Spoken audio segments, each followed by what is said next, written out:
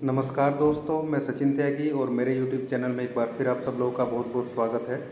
और आज हम बात करेंगे एक डिज़ीज़ के बारे में।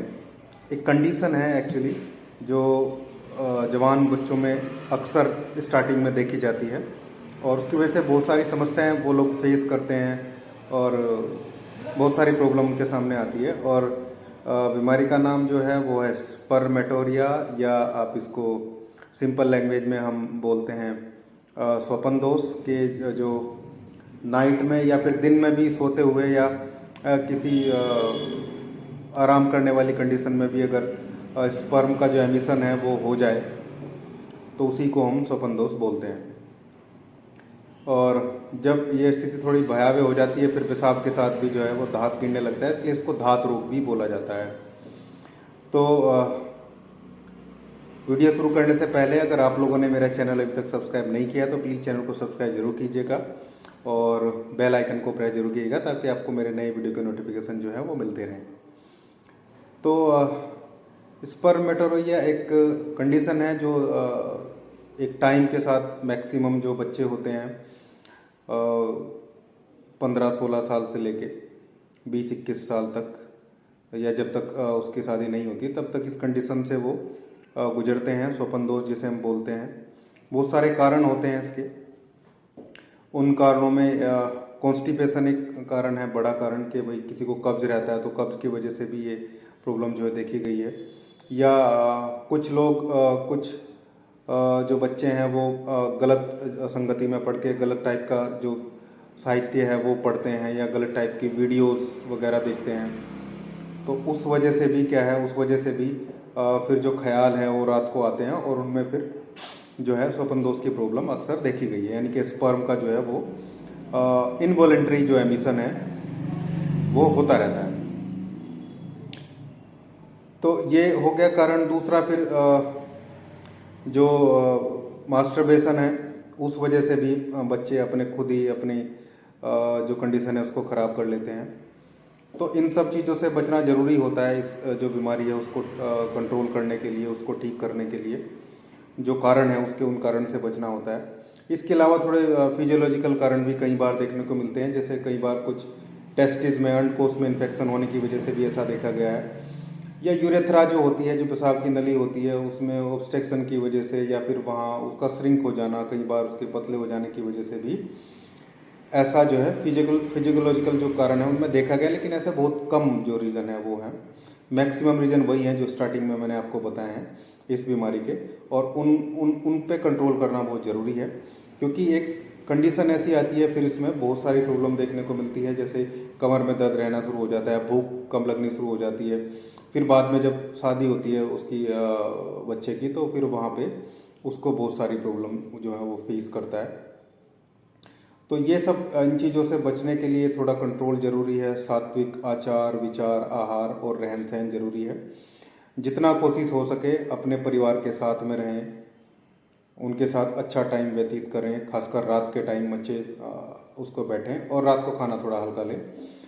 तो अब अगर मैं इसके होम्योपैथी ट्रीटमेंट की बात करूँ तो बहुत अच्छा ट्रीटमेंट इसका अवेलेबल है, जिसमें 2 मेडिसिन मैं आपको बताऊंगा जो सभी को लेनी है, और उसके अलावा जो 4 या 5, 3 या 4 मेडिसिन है वो आपको सिम्टम के अकॉर्डिंग, अपने लक्षण के अकॉर्डिंग आपको कोई एक उनमें से लेनी है। तो पहली जो मेडिसिन है वो पेटेंट मेडिसिन है, मतलब वो बनी बनाई जो दवाई है वो है, और डॉक्टर रैकबैक की है, R41। इसका पिक्चर मैं यहाँ पे लगा देता हूँ। और बहुत सारे लोगों को मैंने दिया है, उसमें बहुत अच्छे रिजल्ट जो हैं वो इसके देखने को मिलते हैं। तो ये आपको लेनी है मेडिसिन। इसकी 10 से 15 ड्रॉप जो है आपको दिन में 3 बार आधे कप पानी के साथ लेना है। एक मेडिसिन है नक्सवोमिका 30। इसकी 2 बूंद या फिर आपने गोली में मंगवाई है तो 4 से 5 गोली आपको केवल रात को लेनी है। जैसे मैं बता रहा हूँ ऐसे ऐसे आप लिख के पर्चे पे केमिस्ट के पास ले जाएंगे, होम्योपैथी मेडिकल स्टोर पे, तो वो आपको दे देगा बना के। R41 हो गया, नक्सवोमिका 30 हो गया जो रात को लेनी है। अब आपको मैं कुछ मेडिसिन बताता हूँ जो सिम्टम के अकॉर्डिंग लेनी है। अगर आपको नाइट डिस्चार्ज, स्पर्मेटोरिया या स्वपन दोष होने के बाद बहुत ज़्यादा वीकनेस, बहुत ज़्यादा कमजोरी महसूस देती है, खासकर टांगों में बहुत ज़्यादा कमजोरी महसूस देती है, और कमर का जो रीढ़ की हड्डी वाला एरिया है वहाँ पे जलन भी आपको महसूस देने लगी है, तो एसिड फोस का मदर टिंचर आपको आता है। एसिड फोस का मदर टिंचर आपको लेना है और उसकी 10-10 बूंद भी आपको दिन में 3 बार लेनी है, अगर ये सिम्टम है तो।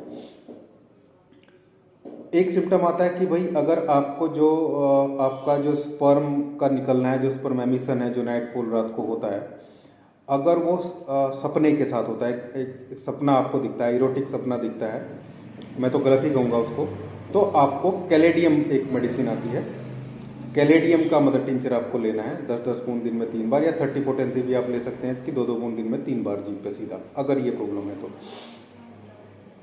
और अगर आपको नाइट एमिशन जब होता है उसमें थ्रिल जैसा मतलब महसूस होता है, और सुबह सुबह फिर वीकनेस आती है, चक्कर आती हैं, और लैक ऑफ कॉन्फिडेंस, ये बड़ा लक्षण है कि उसमें जो है कॉन्फिडेंस की कमी हो जाती है उसमें, तो आपको सेलेनियम 30 की 2-2 बूंद जीभ पे दिन में 3 बार लेनी है।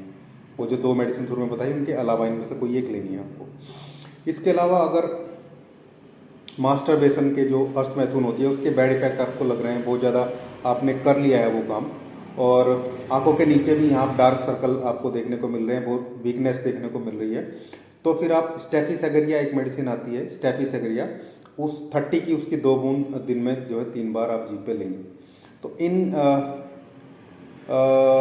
4-5 दवाई में से 4 दवाई में से कोई एक आप सेलेक्ट करेंगे जो भी आपके सिम्टम को मैच कर रही है, और R41 आपको लेना है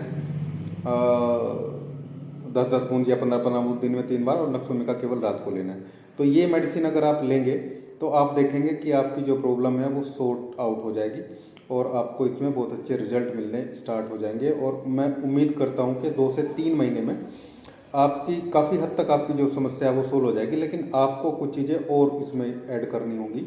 एक तो जो मैंने बताया जो कॉन्स्टिपेशन है, तो उसके लिए आपको नक्सोमिका काम करेगी, लेकिन आपको कोशिश करनी है कि पानी का इंटेक सही रखें, और रेशेदार खाना लें, मतलब बहुत ज़्यादा तला भुना और गर्म चीज़ें ना खाएं, इनसे बचना है।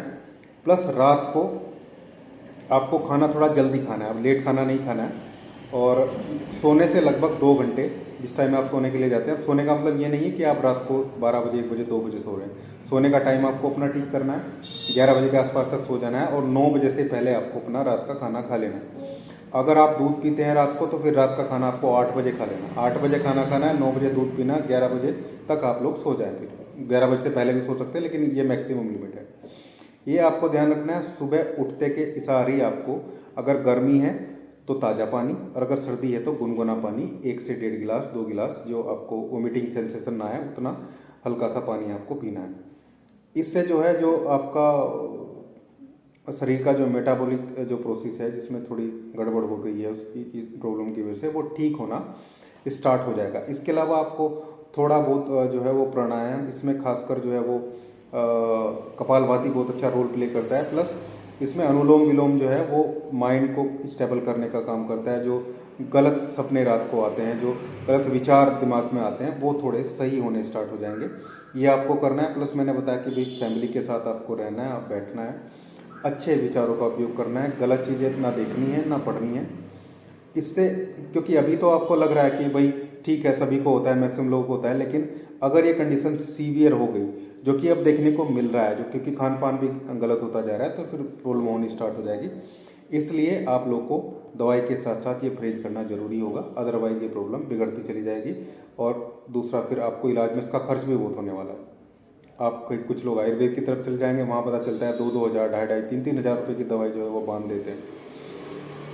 तो होम्योपैथी दवाइयाँ सस्ती हैं, 400-500 रुपये में 1 महीने का काम हो जाता है, और जो है परमानेंट जो बीमारी है वो ठीक होती है। तो मैं उम्मीद करूंगा कि ये वीडियो आपको अच्छा लगा होगा। अच्छा लगा है तो लाइक कीजिए, शेयर कीजिए, और चैनल को सब्सक्राइब जरूर कीजिएगा। Thank you.